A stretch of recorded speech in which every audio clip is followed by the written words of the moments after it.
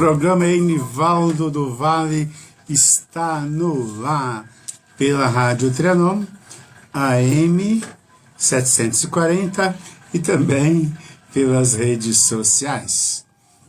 Nós temos aqui na direção deste programa o Sérgio Souza, o Juca Felizmino e o Fabiano, e a companhia do Joaquim, que está sempre conosco aqui, bem arrumadinho, bem caprichadinho.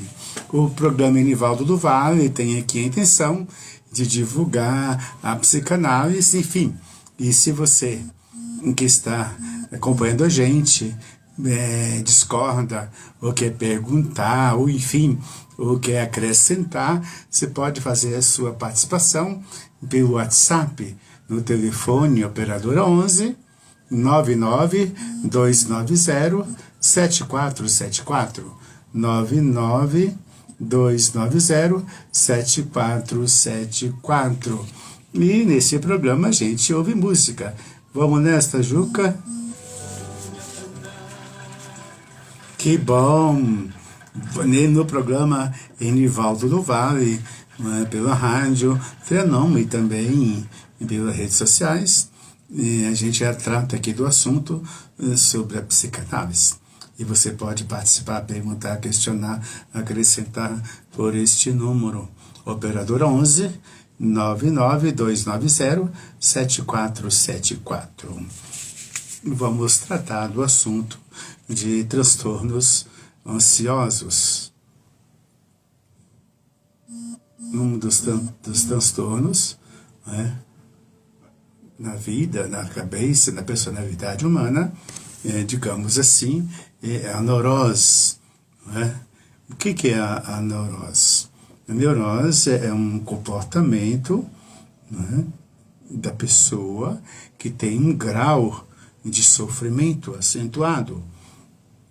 Ou então ele costuma se adaptar, mesmo sofrendo, mesmo contrariado, mesmo inseguro, ele tenta fazer uma adaptação de alguma área importante da vida. Tipo assim, você, na vida familiar sempre tem todo mundo, minha família é mil maravilha, só tem paz, mas será? É real? É verdadeiro? Realmente na família tem divergências e muitas vezes na família tem até violência. Na violência não se trata só de atitude física, mas na atitude de xingamento, de diminuição, de desvalorização, de tortura até emocional, psicológica. Enfim, na família tem aquelas desconfianças, ciúmes, inveja, tem um pouco de tudo. Quer ver a família que acentua a neurose, que traz até desentendimento e às vezes sofrimento, é diante da partilha de bens, de herança.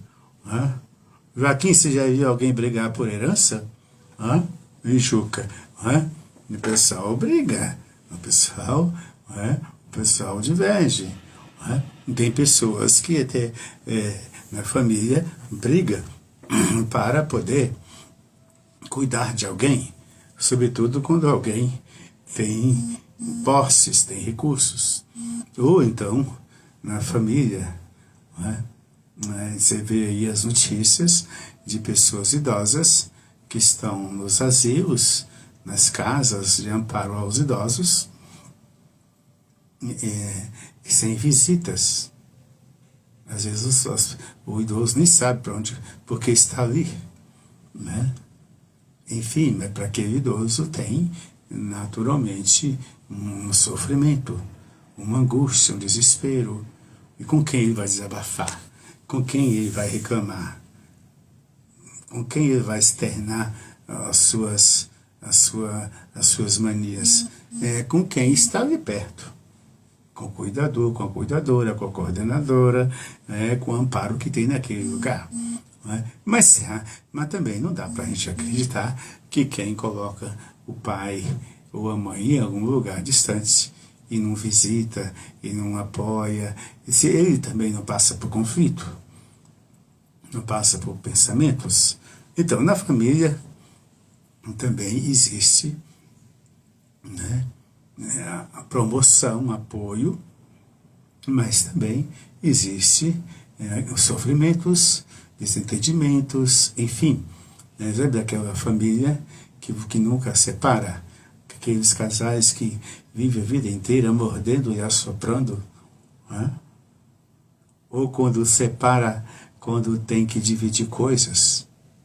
Interessante, um caso de um casal que construiu uma casa boa e não consegue vender pelo valor que querem, então eles não mudam da casa, ficam ali juntos, mas sem estar juntos.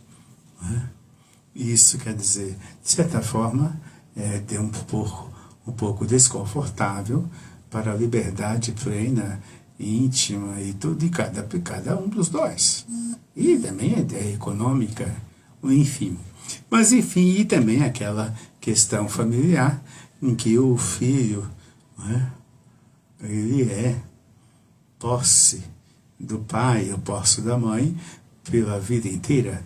A pessoa fica adulta e criança por ali ao mesmo tempo. Às vezes ele quer até sair, mudar, mas ele fica com medo do distanciamento, da perca e da insegurança. O que será dos meus pais se eu não estou por perto? E aí parece até que há inconscientemente um vínculo, de que um substitui a outra pessoa. A filha substitui a esposa, não no sentido pleno, mas naquele sentido simbólico, de fazer, de cuidar, de levar para cá, enfim, de administrar, de tentar amparar, e a filha também não tem outros vínculos, porque tem um vínculo forte, digamos, familiar, enfim, e vice-versa, da mãe que tem o filho, e o filho simbolicamente está no lugar do esposo, simbolicamente no fazer, no partilhar, nas confidências, nas questões administrativas, na partilha de sentimentos, partilha até certo ponto, de pensamentos, enfim. E também a neurose também tem aquela dimensão de sofrimento, até com alto grau, de convivência social. Da pessoa que não quer ir em uma festa para não encontrar pessoas ali que ela não gostaria de vê-las, de cumprimentá-las. Ou então a pessoa não vai na festa porque acha que não foi convidada, ou se foi convidada, enfim, acha que ela também teria obrigação de convidar outra pessoa, e a pessoa inventa alguma coisa de não comparecer, ou então porque acha que não tem roupa adequada, enfim, ou porque, outro dia eu vi uma expressão de alguém que dizia o seguinte: eu assisti um documentário, eu assisti um filme, uma coisa parecida, e ela dizia: eu quero saber quem vai me pagar meu tempo que eu perdi com aquele assunto, com aquele conteúdo. Quem vai pagar meu tempo? Ela estava brava, porque o conteúdo não foi à altura. E tem gente que é assim mesmo. Ela não quer, se ela assistiu alguma coisa, foi no lugar que ela não foi, então, digamos, satisfeita, não ficou satisfeita, ela começa a fazer uma cobrança de forma até contundente, pensando, falando e até enfim, agindo. Quer dizer, isso causa um certo grau de sofrimento, de desgaste mental, emocional, enfim. Então, por exemplo, fatores sociais de fome, de miséria, de violência. Na televisão tem coisa que você vê, que tem hora da vontade, né? Dá medo até de sair de casa, se você for muito influenciável. Como dizia o padre Quevedão, da parapsicologia, a pessoa tem até um contágio psíquico de fobia, né? Do convívio social, né? Ou da pessoa estar em multidão, enfim, a pessoa acaba se sentindo insegura, né? Ou fechada, né? Com medo de... Né? E causa um certo desconforto, um certo sofrimento. Também aquela questão da pessoa na dimensão íntima, de prazer, de conviver, de relacionar, ela fica preocupadíssima, né? E de não corresponder à altura com o desejo da outra pessoa. Ela se sente diminuída, se sente insegura, enfim. Lembra aquele contexto que a pessoa casou-se, ela é posse do outro, e o outro tem que responder tudo o desejo do outro, ou a outra pessoa até pensa em que não está correspondendo, que está insegura, e traz conflito, né? Traz, digamos, depressão mesmo, tristeza, ou faz de conta, enfim. Ou a questão da pessoa que está em uma profissão e se sente incapaz de exercer aquela função, fica desgostosa e fica trabalhando, mas não está gostando, é isso que eu queria fazer, e ela vive sabe aquela expressão, eu lembro do padre Batista, um padre que eu conheci aqui em São Paulo, que ele dizia que ele disse para o moço: você é um eterno reclamante, você reclama de tudo, né? Só vive reclamando, né? Em vez da pessoa estar reclamando sempre do lugar, de onde está, onde mora, do trânsito, de tudo, e a vida dele é reclamar, né? Reclama do time, reclama da novela, reclama do personagem. E aquela pessoa que gosta de comparar tudo com a vida dela? Ela está assistindo um filme, ela quer um pouco comparar com o que é o desejo dela, ou com ela, e quando o filme envolve cena romântica, amorosa, de surpresa, e de percas, de sofrimento, ela também emociona e sofre junto, né? E assim, digamos, a neurose, digamos, está sempre no presente, na vida da gente, de cada um de nós. De qualquer forma, a pessoa ela tem, durante a vida, poucos momentos de bem-estar, né? Às vezes ela atrai e se ocupa muito com mal-estar, né? No pensar, no julgar, no avaliar, né? Consegue se ocupar achando e pontuando os defeitos alheios, os comportamentos, enfim. Mas ela nem sempre olha para si, se avalia, enfim. De qualquer forma, viver o bem-estar, às vezes, a pessoa nem pensa muito nisso. Ela se acha até não merecedora. Isso é conflito interno. Aquilo que Freud abordou e cravou e deixou como legado, o mapeamento da mente humana. Uma parte da mente da gente que só tem desejo, vontades, só pulsa. Desejo de raiva, desejo de amor, de querer bem, de prazer, de ter, de possuir, de voar, de ser onipotente, onisciente, né? Ser Deus, poder saber de tudo. Tem gente que pensa assim, viu? Né? e ainda quer, desde distante, quer manter o controle das outras pessoas, do comportamento, né, julga todo mundo, enfim. E a pessoa, e tem a parte da mente da gente, que é a realidade, que é a razão, onde funciona o senso crítico, né, a avaliação, que é essa parte que só pulsa desejos, vontades, né, de todo jeito, coisas que a gente não pode nem falar, mas tem desejos. Não pode falar nem fazer, porque é contra a lei, contra os costumes, contra a moral, contra a ética.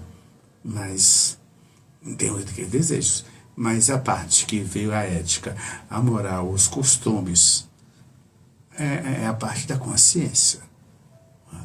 É a parte do pensamento. É a parte que é a realidade. O princípio da realidade na psicanálise, interessante isto, que é o ego.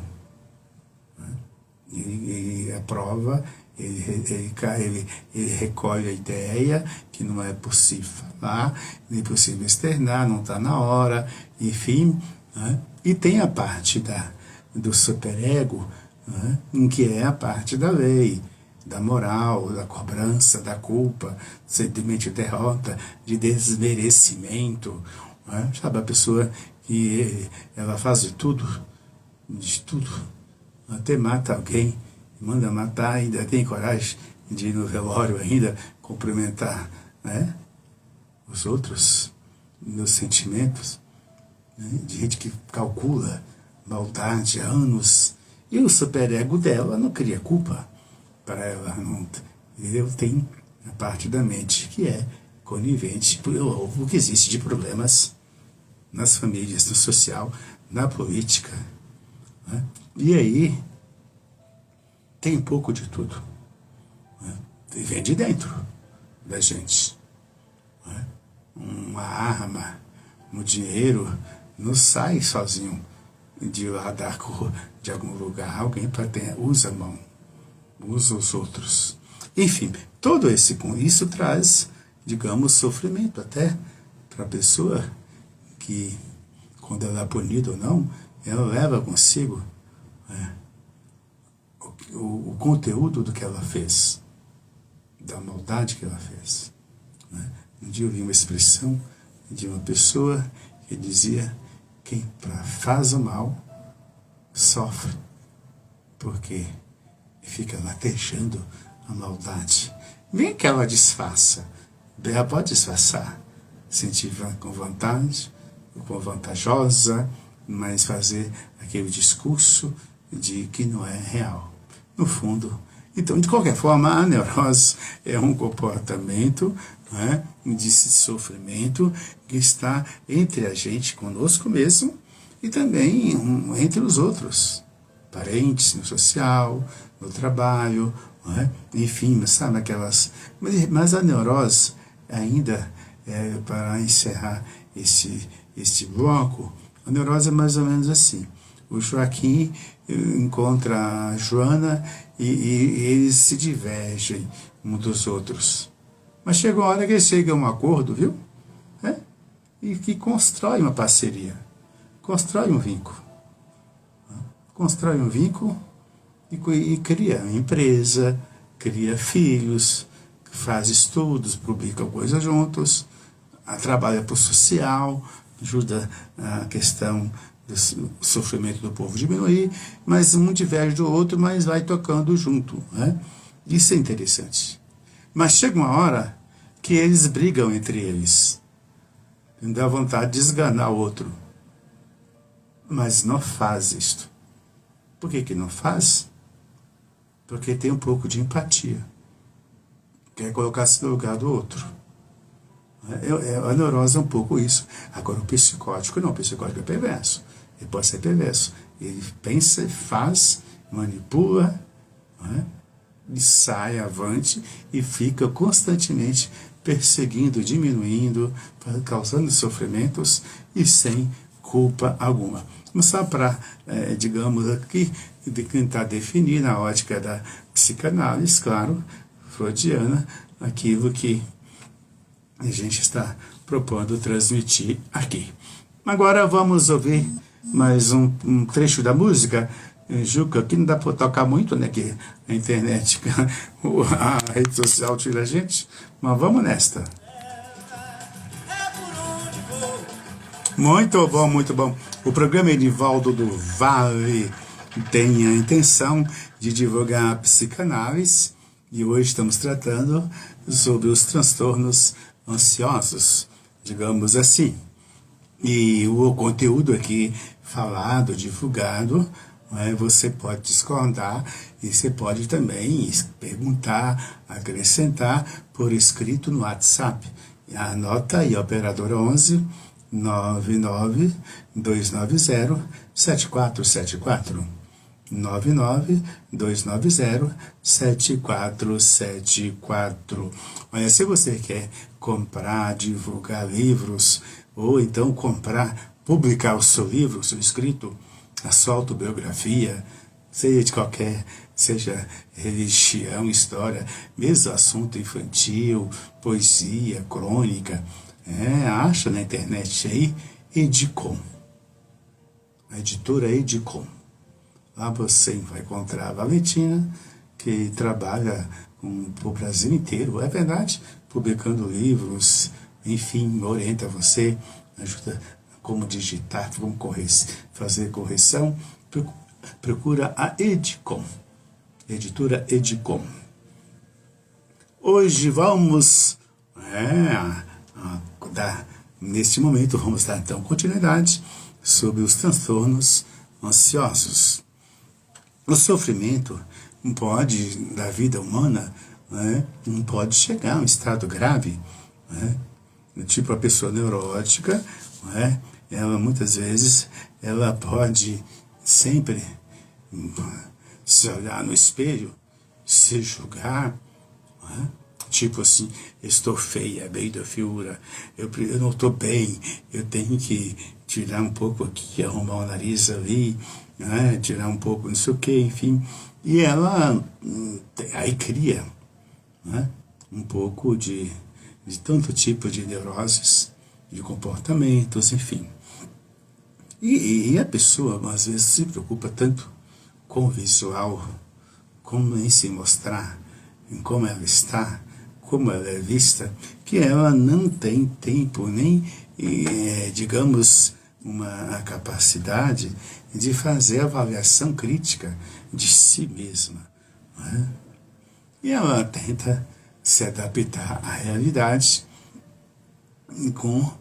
sempre com, digamos, com a intenção de ressaltar a inferioridade dela, o incômodo, enfim. Mas é importante isso, por isso que fazer análise, eu lembro de um padre famoso, ele dizia, eu vou no analista para ver se o que eu estou falando está muito fora da caixa, muito fora daquilo que o povo espera. Tentava ajudar o analista, ajudar ele a ver como ele é, como ele se olha no espelho. De qualquer forma, ele tem, mesmo neurótico, chega uma hora que pode ter uma vontade de ser diferente, de ser extravagante, mas ela não faz. Por quê? Porque ela tem um padrão, um comportamento, um costume, enfim. Interessante como os lugares acabam moldando a gente. Como vestir, como falar, como se expressar, enfim.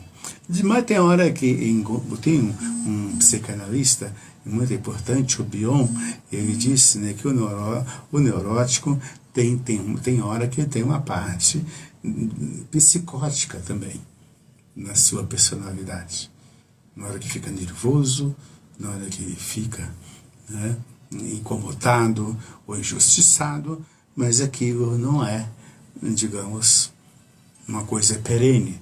é uma coisa que vai sendo evacuada, né? Aquela raiva que pode prejudicar o outro e ele mesmo, ele tenta ter opção, ele tenta digerir, resolver, administrar a sua vida, os seus desejos de um jeito, digamos, mais saudável, mais edificante. De qualquer forma, uma das manifestações, digamos, da neurose é a pessoa, né, que faz restrição a si mesmo, né?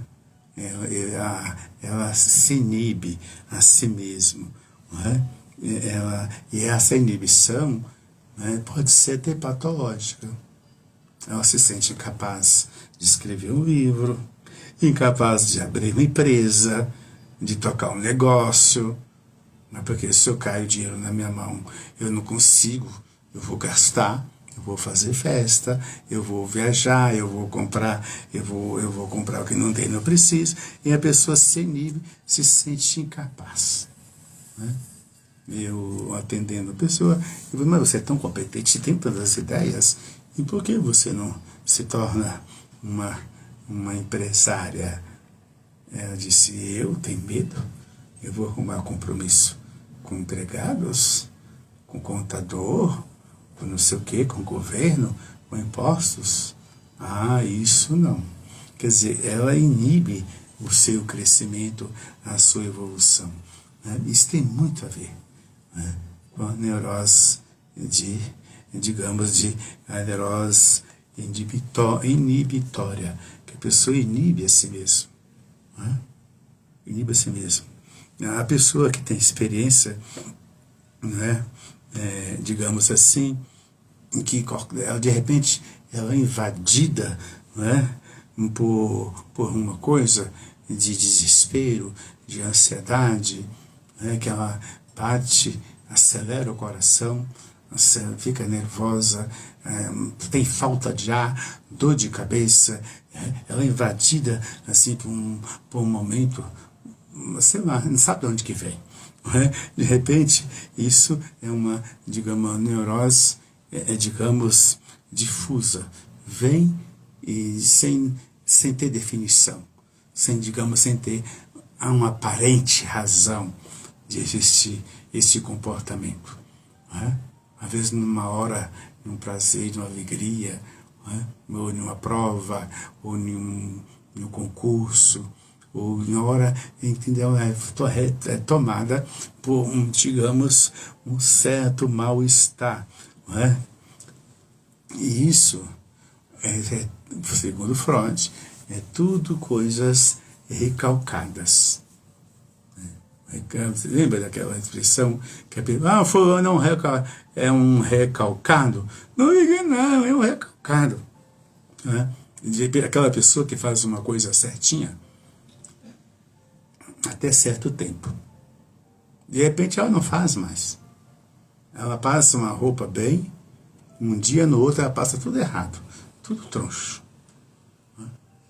E ainda vai reclamar com ela que ela perde o rumo. Então a pessoa é invadida. Você desaprendeu, você, enfim, às vezes a pessoa dimensiona. Ela faz aquela expressão muito comum, meu Jaquim, essa pessoa faz uma tempestade no copo d'água. É verdade, é uma neurose, né, que vem e invade a pessoa. Né? Sabe aquela pessoa que tem um padrão, não é? De jeito de vestir, de ser a sua postura, que são os padrões sociais. Né? Se você vai morar em uma comunidade dos povos originários da terra, da floresta, né, a tendência é você entrar no padrão, no tipo, né, da sociedade que eles construíram para eles, na cultura, enfim. Né? Ou então, se você pertence a um grupo social, digamos que o Juca pertence a um grupo de pessoas que gostam é um grupo de pessoas em que promove danças, alegria, não é? Ele vai vestir para aquele jeito, não é? Ver o sapato que é possível, a roupa, o jeito, enfim. Ou então pessoas que gostam, digamos, de pescar, né? Tem um padrão, né? O gaúcho, enfim, interessante isso. Todo digamos, esses estereótipos, né? Estereotipos, digamos assim, é um padrão de costumes, de lugares da sociedade, não é? Um padrão de imagem, não é?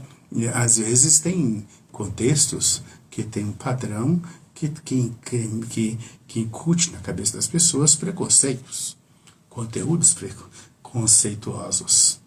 Hoje, com a mídia, você pode ver, está rompendo, né? E tudo essas bolhas de costumes, de padrão. Eu lembro de um padre que pregava, falava sobre isso. Fulano que mora no Jardim São Luís, quando vai para o Brooklyn, é gentinha de lá, sei da onde. Outro dia alguém dizia, eu moro na favela, no Cortiço, eu vou fazer uma compra, vou fazer uma compra, se eu não posso dar meu endereço. Ninguém vai me vender fiado, não, nem que eu tenha tem todos os documentos, enfim.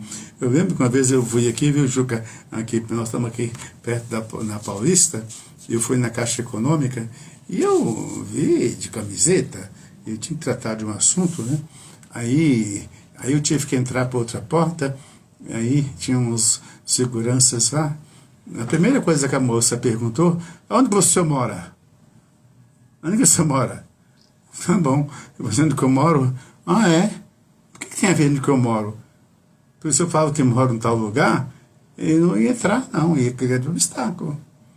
Isso é interessante. Tudo isso daí, esses tipos de coisas, cria costumes. Aproveitando aqui, eu lembro que você, para entrar num banco aqui em São Paulo, né, pelo menos aqui no centro, tem que tirar a chave, tudo que é de ferro, o celular, que não sei o que, não sei o que. Aí, pelo menos ano que eu fui na Espanha, o banco lá é como um bar, é como uma loja. Você entra e sai, não tem esse negócio ali. Eu nem vi segurança lá, assim. Pelo menos ano que eu fui, numa região lá, na cidade de Vigo, né? Enfim. Não, Vigo também, em outros municípios ali pertinho, e no banco é como entrar em uma padaria para tomar um café, entre sai, tchau. Não fica tirando coisas. Bom, enfim, esses costumes, esses padrões, essas questões sociais, às vezes trazem um desconforto.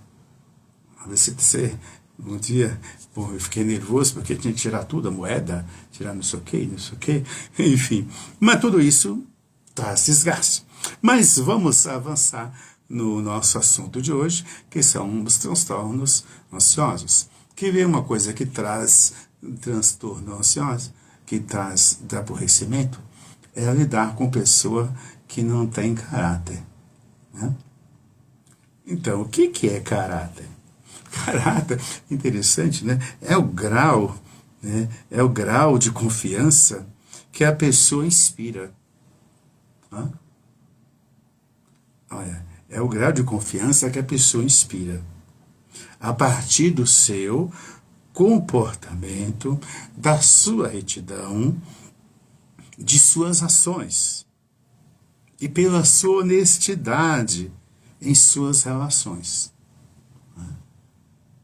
Essa questão do caráter é interessante. Vamos ver o seu comportamento, o seu modo de agir, os seus valores sociais, e valores sociais e valores humanos, e também tudo isso representa o seu caráter, né? Você cumpriu e prometeu e vai cumprir, ou se não cumpre, porque no Deus explica as razões, enfim. Então, essa neurose de caráter, né?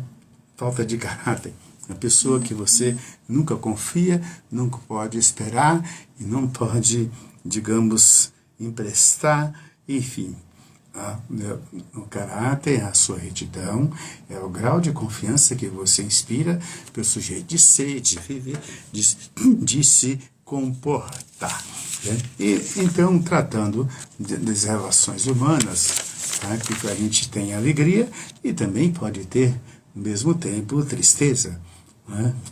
Outra dimensão, né, da vida da gente, que está junto com ansiedade, com preocupação, é aquela questão da pessoa, né, que ela volta e meia, ou quase sempre, ela perde o interesse, né? Ela perde interesse para ter atividade, ela fica inativa, né? Ela perde o interesse pelo crescimento intelectual, não é? De crescer, de progredir, de reagir, de suar, de malhar, né? E aí ela também pode se tornar uma pessoa que a vida inteira vive procurando doença em si. A hipocrisia, a pessoa que tem hipocrisia, que tem esse desejo de tomar remédio, de ter remédio, né? E o hipocondríaco, ele tem, né? Isso também é maneiro, é um comportamento que se preocupa todo mundo, da família, de alguém, enfim. Quando se chega perto, já vai falar das dores, né? Dos sofrimentos, enfim. Tudo isso tem muito a ver com os transtornos de ansiedade. A pessoa vive ansiosa porque ela tem que achar um problema em si, né? Uma doença em si. Ah, mas o médico não fez os exames, não deu nada. Mas eu tenho doença. Né? É a dimensão histérica. O histérico é aquele que tem dor no corpo, fica gago, grita, fica irritada, vermelha, brava, faz escândalo, faz teatro, e ela fica doente, viu?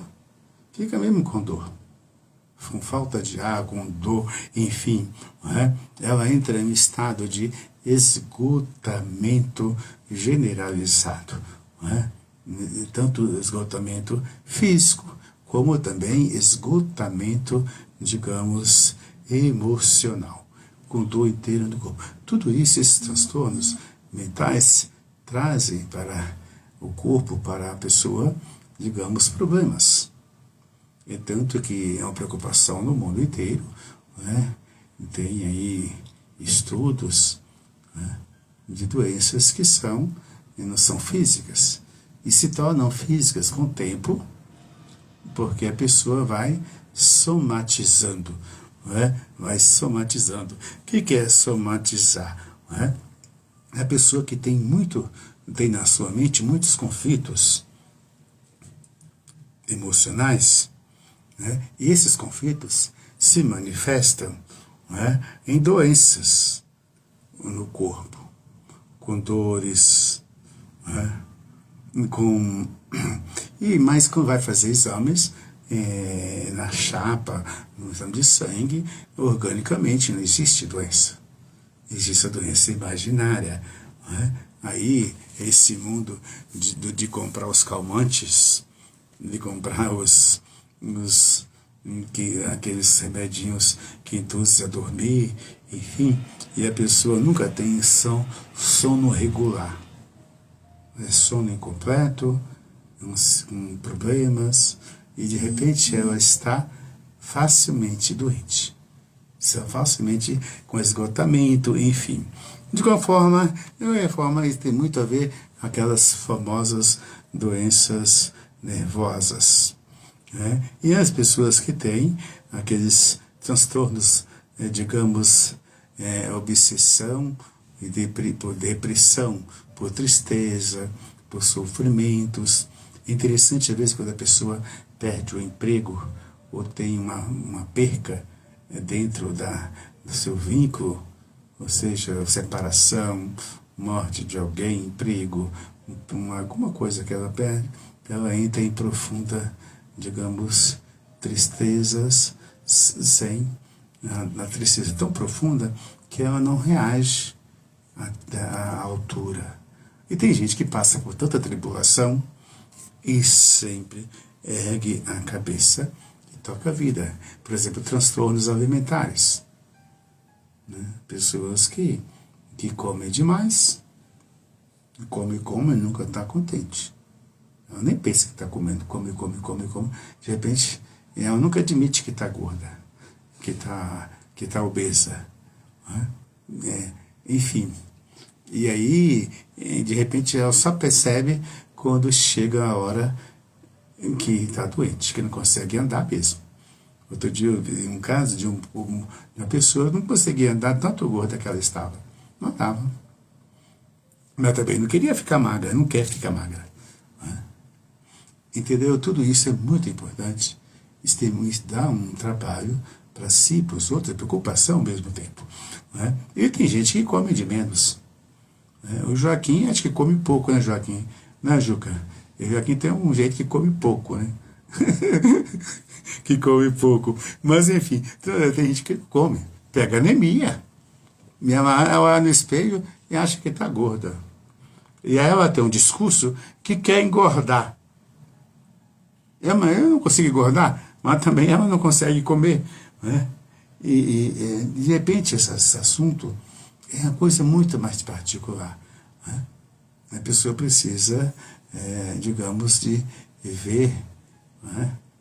É interessante, porque de acordo com a tua altura, você tem que ter tantos quilos. Né? Isso já ajuda. Né? Mas é interessante. De qualquer forma, a neurose, que é muito interessante, é aquela neurose de angústia, que são, digamos, pessoas que têm aquele comportamento, de sempre estar angustiada o tempo todo. Ela fica angustiada porque vai fazer entrevista de emprego, porque vai viajar, ou porque ela vai receber uma visita, ou porque ela vai ter que sair fora, digamos, do seu cotidiano, da sua rotina, ou receber alguém em casa. Ela coloca todo mundo em segurança, em preocupação, enfim. Né? Aquela pessoa fóbica. Eu não vou viajar porque o meu ônibus pode bater. Né? Eu não vou, digamos, sair com o celular que alguém pode roubar. É claro que você tem que ter o seu zelo, o seu controle, né? Não ficar dando sopa com o celular por aí. Mas a pessoa às vezes nem sai, está preocupada com tudo. Né? Sabe aquela pessoa que sai e volta dentro de casa 2, 3 vezes, 4, com medo de ter deixado o fogão ligado, ou o gás ligado, ou a luz acesa, né? Ou a torneira aberta.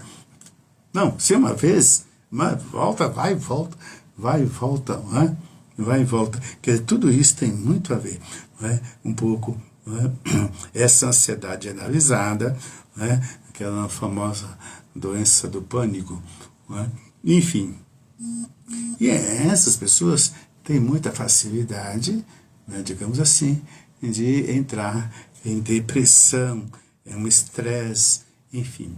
Tudo isso é importante a gente analisar, conversar, porque você pode olhar para você e saber o que eu sou, onde que eu estou. Mas e alguém que eu conheço? Eu posso ajudar ou posso compreender, entender. Às vezes a pessoa não entende a outra pessoa, e a pessoa, às vezes, a pessoa de boa, de caráter, de honesta, enfim, mas a pessoa só vê, às vezes, aquilo que não vê coisas boas. Ou fica procurando coisas que não são boas, e aí a pessoa vive o tempo todo desconfiada, sempre. Não é bom. Não é bom ter medo. Eu não posso, vamos falar um pouco disso. Vamos ouvir uma música, um pedaço pelo menos, Juca? Pode ser? Queria saudar todo mundo que está acompanhando a gente pelas redes sociais e, enfim, pela rádio. Quem trabalha no volante cuidando do porteiro. Olha, tem a Isis, e a Carolina Gamenon, a Vânia Casa de Oração. Opa, Vânia, um abraço. Amado cantor, querido, saúde. Tocamos uma música tua aqui, ó. Enfim, no disso, do nosso programa. Queria agradecer todo mundo. O Carlos Ferrara, nessa hora, muito obrigado, Ferrara, saúde e paz, colega do Rotary. Todo mundo, saúde, paz e fé na bagagem. O tempo passa. Olha, é interessante que essa dimensão de ansiedade, não é? Da pessoa ficar estressada quando pensa numa realidade, deparando com uma realidade de uma pessoa, no passado recente, ela me dizia que trabalhou a vida inteira seguindo o pai andava o país inteiro, por qualquer lugar, nunca parou, e eu também continuo nunca parando, trabalhando aqui e acolá, nunca quis comprar uma casa, nunca quis fixar em lugar nenhum, e sempre trabalhou construindo mansão, e trabalhando em construção, e depois a mulher dele faleceu, ele ficou com os filhos já crescidos, adolescentes, meninos, e os meninos ganhavam dinheiro trabalhando e não comprava nada, não ajudava nada em casa, e ele entrou em conflito com os filhos. Entrou em conflito. E aí, de qualquer forma, ele abandonou todo mundo, sumiu, e não quer saber nem que os filhos saibam que onde ele está, o que ele faz. Ele, assim, acho que eles só pensam que eu nem estou vivo. Mas você não procura eles? Eu não. Isso eu tenho medo de reviver o conflito que eu vivi com eles. A gente brigava muito. Eu não quero saber. Eles aproveitaram de mim. Ele vive sozinho. Não quero companhia, não quero saber de ninguém, família é assim, assado, não vale e tal.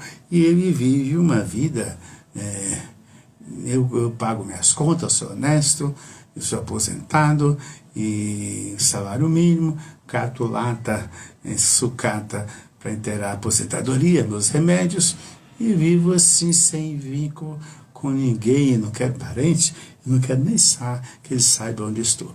Por quê?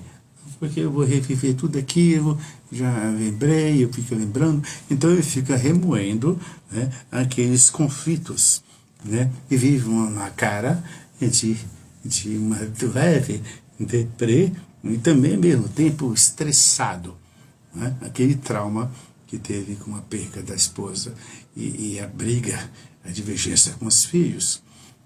Ainda isso continua vivo, atuante, na sua vida atual. E por isso é importante, importante a psicanálise nesse sentido. Freud percebia que precisaria de que tenha uma solução, porque o pessoal tomava remédio, eu era médico, e a pessoa voltava no mês seguinte com o mesmo problema, ou com outros, com efeito colateral, tudo mais, enfim. E aí ele começou a fazer a investigação, e você, isso não deu nada físico constatado de doença, e a pessoa está doente. Então ele criou a psicanálise com a intenção de ajudar as pessoas a desabafar. Como dizia, tem vários psicanalistas que interpretaram as sementes lançadas por Freud deram muitos frutos, nasceram muitos psicanalistas importantes aqui no Brasil. Eu uso muito o professor David Zimmerman, Davi Zimmerman, é um psiquiatra, psicanalista. Se você quiser estudar, aprofundar, ou então entra na escola. Eu fiz curso na Instituto Brasileiro de Psicanálise Clínica. Instituto Brasileiro de Psicanálise Clínica. faça a psicanálise, estuda para você mesmo, se olhar, se interpretar, mas também para ter título de conhecimento, de ajudar. De qualquer forma, tem muitos psicanalistas que criaram assim. Tipo, você fica cheio de castração, de não, de repressão, de violência, de gritos, em casas que as crianças ouvem, e todos os conflitos dos adultos, eles não entendem, mas fica tudo arquivado. Né? Proibição, enfim, sem dialogar, sem interpretar, sem sentar juntos, né? Não proibindo, enfim, é aquele que cria a mentalidade e já, digamos, não é? A mentalidade com tendência a ter a angústia, medo, insegurança, não é? A ter, digamos, doenças, conflitos que vêm, que se externam no físico, digamos assim, nas relações. De qualquer forma, para Freud, a formação da angústia é sempre, para Freud, consequência de uma repressão, que provocaria, digamos, uma libido, digamos, um desejo, um estímulo, aqui fica acumulada e funciona de maneira tóxica no organismo. Sabe que você intoxica você com forças, com sentimentos, com valores, com conteúdos que fazem mal para você. É como você fumar, ou você beber, ou você usar alguma coisa excessivamente e ter um efeito colateral. Você acaba funcionando sempre de maneira tóxica contigo mesmo, uma pessoa que se mutila, que não estuda, que não progride, ela vive uma situação, digamos, de desamparo, sempre precisando de alguém para cuidar dela, de alguém para pagar conta, de alguém para poder calentar, de alguém para orientar. Ela precisa sempre ser socorrida, ela sempre precisa, sabe, de um auxílio. E assim, Freud foi trabalhando tudo isso. Olha, em 1926, é bom dizer que Freud nasceu em 1856 e morreu em 1939, no mês de setembro. De qualquer forma, ele deixou uma gama, uma quantidade de conteúdo a respeito do comportamento da alma humana, em que até hoje muita gente abre a boca e fala assim, caramba, como que ele foi tão capaz? De qualquer forma, a gente precisa de buscar sempre o saber, ou então buscar quem sabe, para ajudar a gente a avaliar a gente mesmo em o que a gente pensa, porque momentos de crises, eles vêm, momentos ansiosos, eles aparecem, eles, tipo assim, aquela pessoas às vezes que ficam alteradas, alteradas porque tem funções e fica com medo de não agir à altura, de corresponder àquela altura, enfim, acha que é incapaz, que não merece, que é culpada, enfim, tudo isso é herança, é o ambiente que a gente vive a vida inteira e também, claro, muita coisa que a gente herda dos parentes, dos pais, dos avós, enfim. De qualquer forma, precisamos de ter sempre aquela sensação que o bem-estar é a gente que tem que sempre buscar e valorizar em quem pode nos interpretar, ou ajudar a gente a interpretar a vida da gente. Eu queria muito agradecer todo mundo da rádio, todos os ouvintes, pessoal das redes sociais. Saúde, paz e fé na bagagem.